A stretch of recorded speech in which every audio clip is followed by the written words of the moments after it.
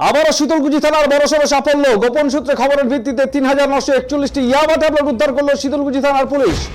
পাশাপাশি 4 জনকে গ্রেপ্তার করা হয়েছে। জানা যায় এই ইয়াবা ট্যাবলেটগুলির আনুমানিক মূল্য 7 থেকে 8 লক্ষ টাকা। পুলিশের এই অভাবনীয় সাফল্যকে সাধুবাদ জানিয়েছেন শীতলকুচি এলাকাবাসী।